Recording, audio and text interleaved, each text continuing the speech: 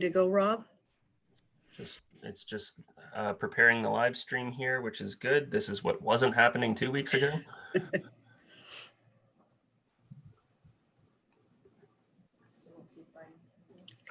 you. Wasn't happening 2 weeks ago.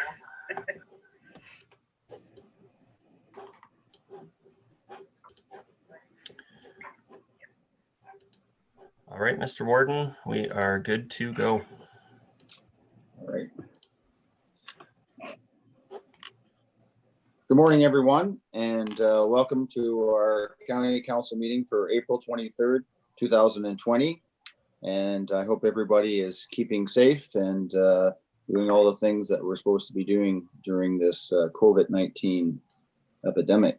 I do want to put out a little bit of a shout out to those that are grieving this week with regards to the tragedy that happened down in Nova Scotia. And again, I just think that it's our heartfelt, our caring toward that community is certainly must be hurting, and certainly just want to recognize what's going on in that area. At this time, I will ask the Madam Clerk to proceed with the roll call, please. Madam Clerk. Thank you, Mr. Warden. We have all council members in attendance except for Councillor Gamble. Okay, thank you very much for that. All right, moving on then to, is there any declaration of pecuniary interest with regards to the agenda for today among council members? Okay, I'm not hearing anything. If one does arise, you can certainly raise it at that time and follow the proper procedure and filling out the paperwork or however. Moving on now to item 4 on our agenda. We have a delegation. This is sort of new for us with our virtual meetings, and just shows that we're moving forward with adapting to this new world. At this time, we have a delegation from David White on behalf of Walker's Aggregate Incorporate. And so I guess it's Devery Smith Franks LLP. And so is Mr. White on the line?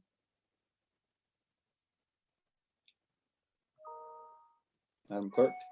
Mr. White, you're on mute, so you'll just need to unmute your microphone. Do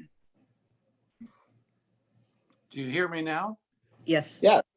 Okay, well, thank you, Warden McQueen, members of council. Thank you very much for the opportunity to appear before you in video. I also like to thank Mr. Hatton. Some of us require all the technical assistance we can get, and he's been very, very helpful. I did write a letter to the county that went to committee last week, and in that letter I indicated that the transaction that you're proposing with Durham Stone, we believe that the county is leaving $1 million on the table. We in fact think it's more than $1 million, and that has nothing to do with changing the license to go below the water table. That's with the license as it currently is. Now, the county's proposing to do a real estate transaction in the range of $1.5 million, $1.7 million without tender. And it's interesting to note that just last year, my client Walker bought a snowplow from the county for $42,000, and the county thought it was necessary for that to go to public tender. This has been a fairly long process. And last year, my client Sutherland Construction was working quite closely with the county and met with county staff and assisted county staff, provided them with a lot of information about licenses and surrender of licenses and rehabilitation and valuation and how that all works. They also provided the county with a draft extraction lease agreement. And Sutherland was under the impression that they would have an opportunity to participate in whatever public process was adopted for the quarry, whether it would be a tender or a request for proposal. But what happened is that the county all of a sudden went silent, didn't respond to Sutherland's inquiries, both by phone and by email. And then we find out in March that the county has in fact gone around Sutherland, done what we consider to be up till then a secret deal with Durham, and cut Sutherland right out of the process. Sutherland was counting on the county's good faith and had purchased the neighboring farm to the quarry, to put itself in a position that it would be able to make a very competitive bid for the quarry because they owned the neighboring farm. We don't think that the county is acting in the best interest of the public. We don't think the public interest is being served. And we think these two transactions, the Rockwood Terrace transaction and the county quarry, should be separated. The county would be far better off financially if they dealt with the quarry, whether it's a sale or a lease or whatever they want to do, and then go out and acquire the property they need for Rockwood Terrace. The valuations you have not been verified. There's a huge range in valuations, and we actually question the valuations on which you are relying. The Durham Stone lands are, the full 75 acres is assessed only at $324,000. Now, we realize that assessment doesn't reflect a true value, but we think there's reasons to question the valuations that you're relying on. The county doesn't need this extra land that they're acquiring from Durham Stone. It's not in your capital budget. You have no plans for it. You're not in the development business. You're spending public money for lands that you have no idea what you're going to do with. You're speculating in land with the public's money, and especially in the type of times that we're currently going through, I don't think that's a prudent position for the county to take. Walker is prepared to donate to the county sufficient land for the Rockwood Terrace facility on the first concession. Now, we realize that's out of the settlement boundary and there would be some planning work that has to be done, but we don't think that would be a real burden to put that land in a good position. So you would end up getting the Rockwood Terrace land for nothing, and you would still have an asset to dispose of, which is anywhere between $1 and $2 million. We have prices all over the spot. Sutherland is in a very good position to make a very competitive bid for the quarry land. We don't think that the county has treated Sutherland fairly. We don't think that the county is acting in the public interest or in good faith. And we would strongly urge you to refer this back to staff with directions that they should go through a public process to dispose of the quarry lands. I want to thank you all very much for this opportunity to address you. Thank you. Okay, thank you for that, Mr. White, and a very thorough presentation that you have given. I'm going to go to county councilors now, and there may be some questions, Mr. White, that maybe you can answer if there are some. So to county council, are there any questions to our delegation this morning with regards to the item of the county quarry lands exchange? Are there any questions? Mr. Warden, I have a question. Is that Councillor Millen? Yep. Okay, go ahead, Councillor Millen. Thank you. Excuse me. Thank you, Mr. Warden. Mr. White, you said in your presentation that there are reasons to doubt the valuation of either property. Can you elaborate a little more on what those reasons might be? Well, if we take a look at sort of values generally in Durham, we have a range from 52,000 to, I think it's up in the range of 150,000 an acre. But we don't know where the land is located. We don't know what size of parcel. A 2-acre building lot in a desirable location is worth a lot more per acre than a 35-acre vacant former quarry property. So there's huge variations in valuations. And so that's dealing with the alternative site as to what values are in Durham. And insofar as the former gravel pit property of Durham Stone, we don't think that the county has fully looked at all of the costs involved in surrendering that license, rehabilitating that land, and any other work that is necessary there. So we question the high-end value in Durham of $150,000 an acre when you're dealing with a 35-acre vacant parcel of ex-gravel pit lands. So hopefully that answers your question, Councillor. Anything else, Councillor Millen? Thank you. No, that's all. Thank you. Okay. Any other questions from county councillors? Anything on your chat, your hands up, Madam Clerk? No, Mr. Warden. Oh, I see it. Councillor Soever.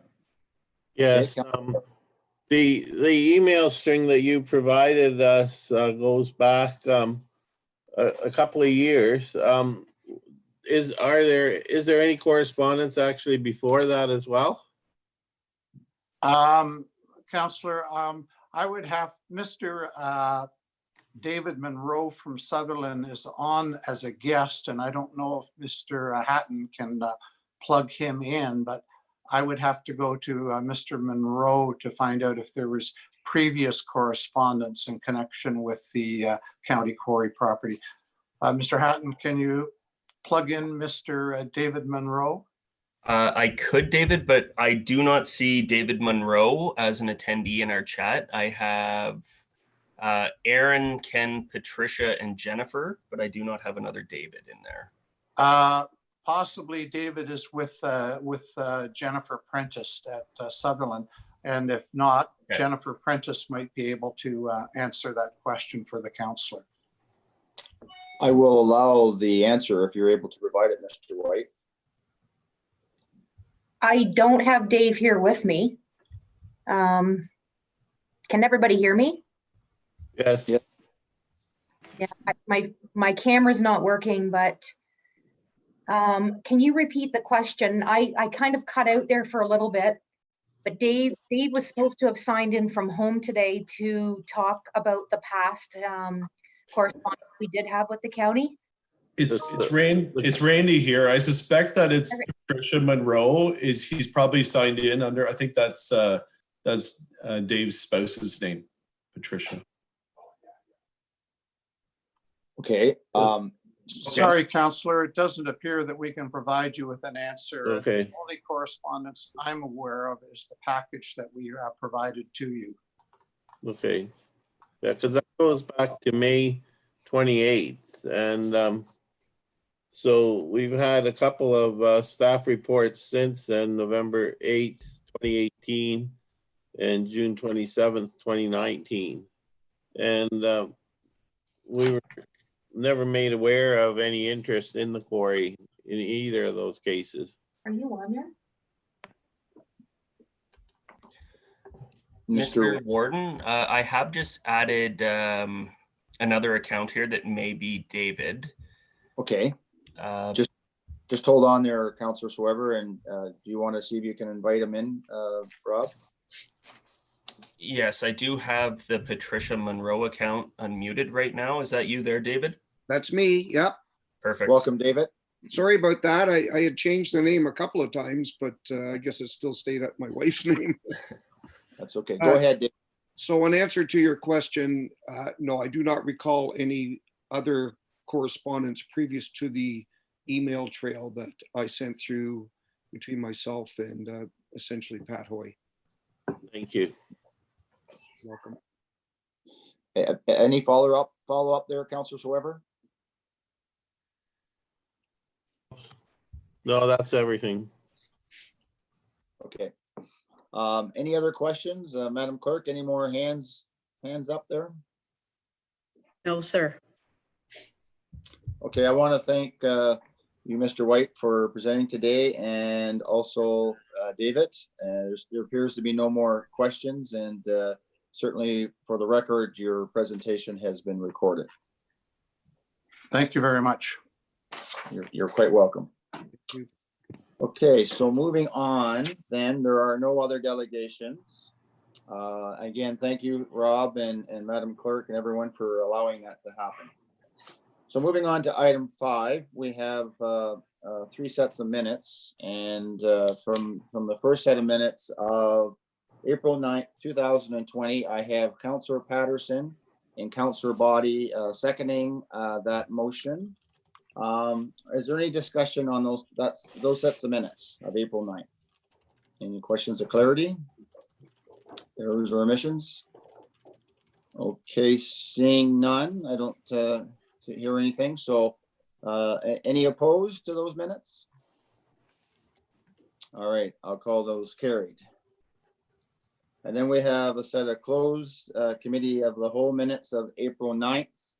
And I have those moved by Councillor Hicks, past Deputy Warden, and Councillor O'Leary. Any discussion on those? If there are, Madam Clerk, we have to go in closed session if there is discussion. Any discussion on those minutes? Any opposed? Okay, they are carried. Moving on to the minutes of the Long-Term Care Committee of Management dated April 9th. I have Councillor Robinson and Councillor Desai moving those minutes. Any discussion of those sets of minutes? Seeing none, any opposed? Those minutes are carried. Okay, moving on. So then there are no closed meeting matters, Madam Clerk. No, sir. Okay, now moving on to bylaw 508220, a bylaw to authorize the disposition of the county-owned quarry and enter into the land exchange agreement for long-term care redevelopment. And I have Councillor Potter and Councillor Millen as seconding that that bylaw.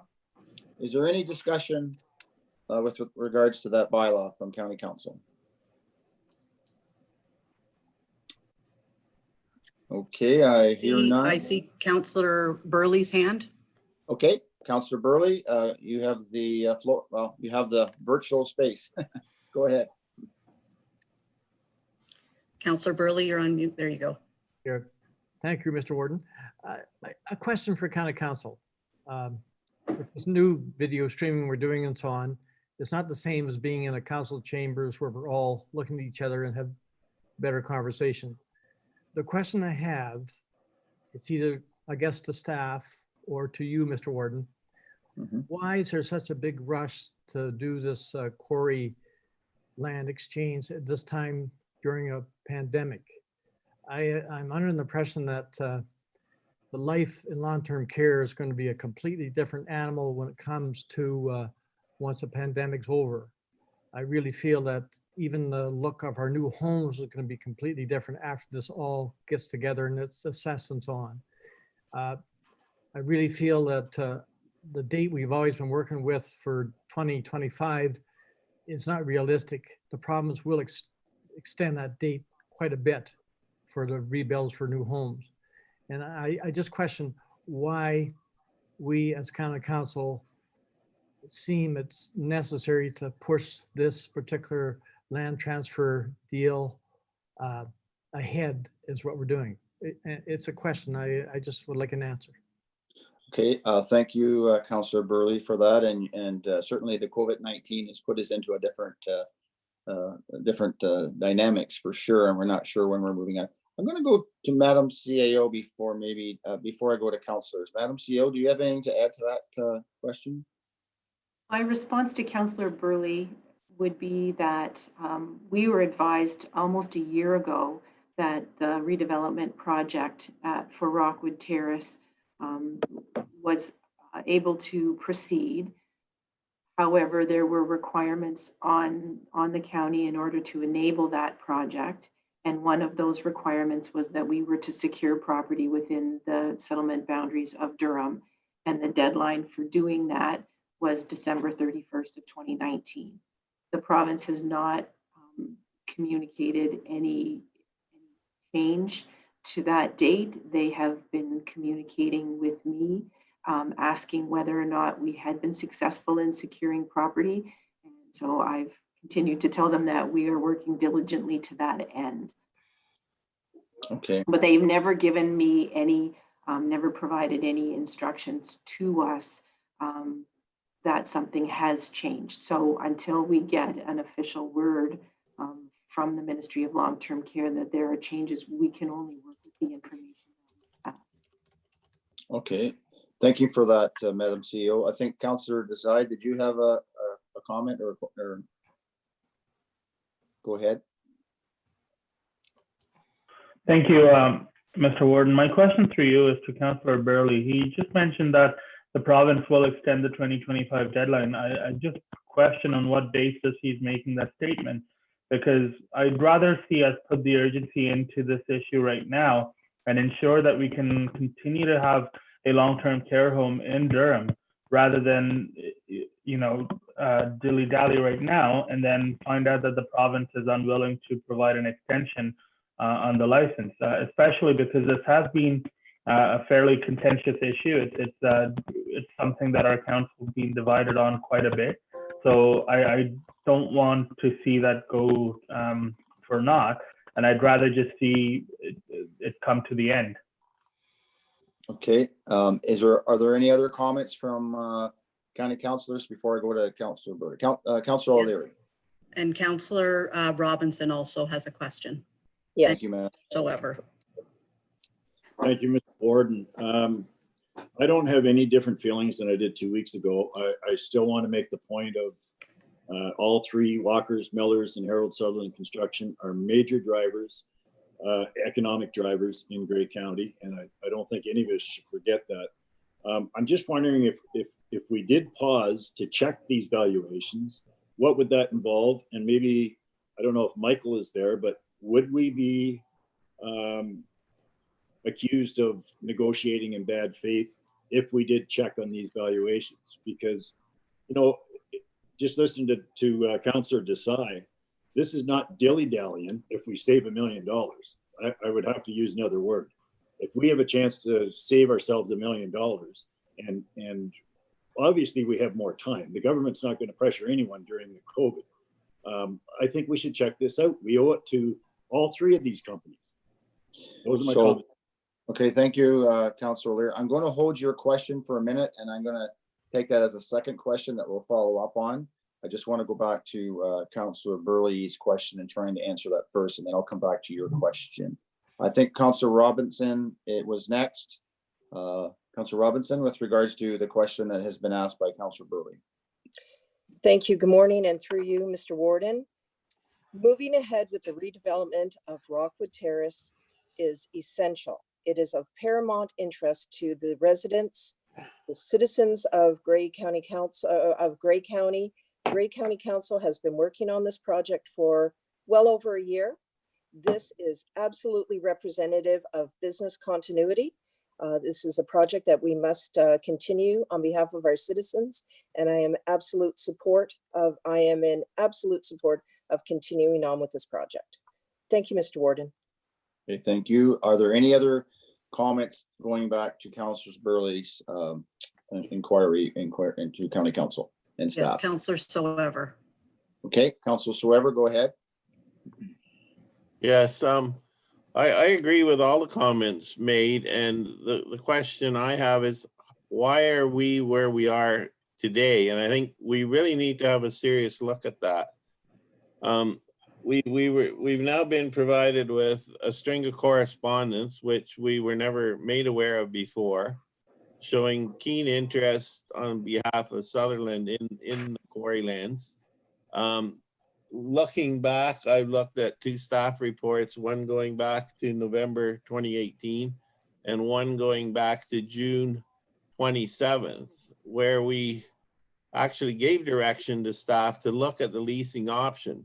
And that was kind of what they were told on the 18th of in 2018 in November as well. And for some reason that was dragged out till, and we were not told about what was going on with regard to the keen interest. Sutherland was so keen, they even provided a draft agreement, which, you know, needed a bit of tweaking. It was kind of skewed toward the operator side. It needed some things like minimum royalties and things put in, but, you know, there was obviously keen interest in advancing the thing. The thing wasn't advanced.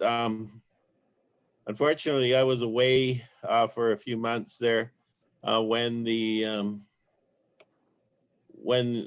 whole other deal was started. But I recognize the importance of moving forward with this. So I'm going to vote for this bylaw, but I'm going to hold my nose when I do that because, you know, I think we should always be provided with all the information. I think it's very salient when you're talking about leasing or selling something, when for us to know that there is keen interest in it. And, you know, so I think we've got to go back and look at why we are in this position, possibly making a bad decision because we don't have all the information on, you know, whether the estimates of value are correct or not. And we're now being rushed into this when, you know, this thing's been in process since November 2018. I mean, certainly we could have had lease options and assessed the market by now.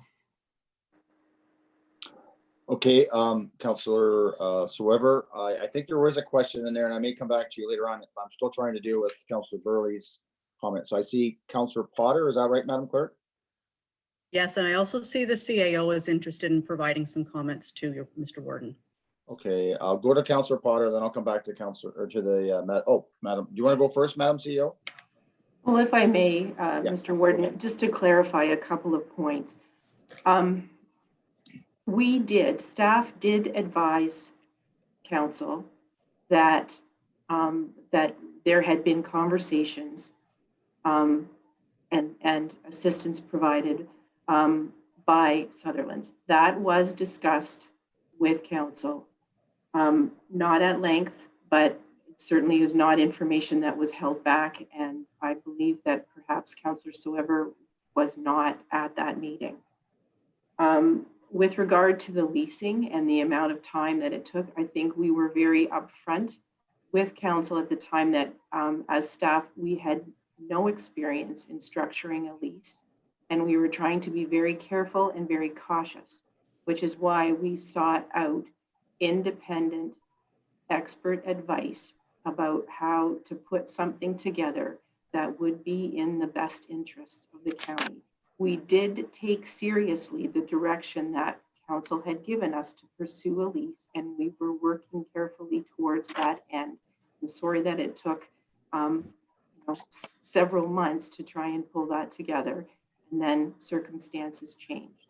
We did get 2 independent valuations on the value of the quarry property, and those were provided to council. Thank you, Madam CEO. So I just want to remind everybody, this is going back to the question that was raised by Councillor Burley. I have other questions in the queue, and so going to you, Councillor Potter. Yes, just quickly, I'm on the same page as Councillor O'Leary. I wish we'd done this months ago. I wasn't with you then, but I think council should have been offered the options and at least known what Sutherland's and others were willing to offer. And, you know, Councillor O'Leary said, let's see what they'll put on a check. And I think that's what I'd like to see before making a decision. Nonetheless, I agree with Councillor Robinson that this is an important project and that we have to move it forward. I don't want to see it get delayed. I hope we don't get into a legal battle over this in the next few months that ends up delaying it anyway. Okay, thank you for that. Are there any other questions back to Councillor Burley? Because I'm going to go back to Councillor Burley as a follow-up. Are there any other questions to Councillor Burley's? Councillor O'Leary? I will go back to your question, Councillor, but go ahead. Okay, that's fine. That's what I wanted to ask. Yeah, I'm coming back to you just as soon as I deal with follow-up from Councillor Burley's question. Any further questions to Councillor Burley's comments? Councillor Burley, do you have a follow-up comment? Thank you, Mr. Warden. I want to make it very clear to County Council. I'm 100% in the rebuild for Rockwood and Durham. I'll never, I still stick to my guns. The only thing I wanted to point out to County Council, we're living in a different world here altogether right now. Things will change. Things will never be the same as what they were before. And I just caution that we need to really slow down and think about what we're doing.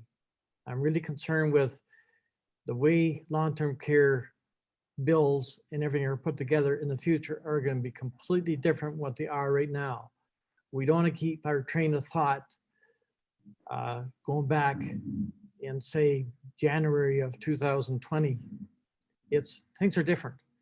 And I just caution that I think we should pause and think about what we're doing and maybe have a better look at this land transfer deal. I don't know. It's probably the best thing to do. I don't know that.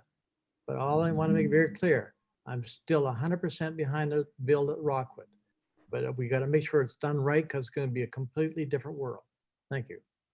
Thank you very much for your comments, Councillor Burley. So now I'm going back to Councillor O'Leary, and you had raised sort of a different question. And so do you want to clarify that, Councillor O'Leary? Well, I'd just like to know, I'm not sure if Michael's in on the meeting, Yes. but I'd like to know from him if we would be in legal trouble if we did pause and have a look at this. I mean, I just think every councillor right now should have the opportunity to decide whether we want to go back and look at the valuations or not. But I'd like to hear what Michael says first. Okay, thank you for that, Councillor O'Leary. Michael, are you on? Are you able to? Point of order, Mr. Warden. Would that not be a closed session matter? Yes, it would be. Okay, thank you for that clarity. So is that, I don't want to hold back any opportunity to get information if councillors need it, because I always feel it's important to have all the information. So is there a desire to go on camera? Now, maybe before we do that, are there any other comments around the table that want to raise? And if there aren't, then we can go in camera then if somebody wishes to move and second that motion to go in camera. I'll move that we go into camera, Mr. Warden. Okay, moved by Councillor Desai. Is there a seconder? Councillor O'Leary, that we go in camera. And Madam Clerk, can you just clarify the purpose of going in camera? So the purpose would be solicitor-client privilege and acquisition of property. Now, I see that Councillor Keaveney has a question. Councillor Keaveney, is that for closed session or open session? Councillor Keaveney? Shirley, are you there? You're on. Curious about Mr. White's comment during his delegation where he suggested the possibility of a land donation. So just curious if staff knew anything about that parcel of land. Okay, for process, we have a motion on the floor to go in camera. That portion, I don't think for the clarity would need to be talked about in camera because that's just been made information. So I think we would leave that to coming out in camera. That's correct. Okay, so, all right. Were there any other questions before we went in camera, Madam Clerk? No, I don't see any. Okay, so the motion has been moved by Councillor Desai, second by Councillor O'Leary that we go in camera. Any opposed to that? Okay, then that's carried. So I guess to you, Rob, what do we process? What do we need? A minute to go offline and then in camera, or what's the procedure here? That's right, Mr. Warden. I'm just going to pause the recording here, and I'm going to have to remove our attendees. So those of you, Aaron, David, Ken, you can view the meeting once we come out of closed by going to gray.ca. And we have paused the live stream here, so I'm going to remove them now. Okay. So you let me know when we can speak there, Rob.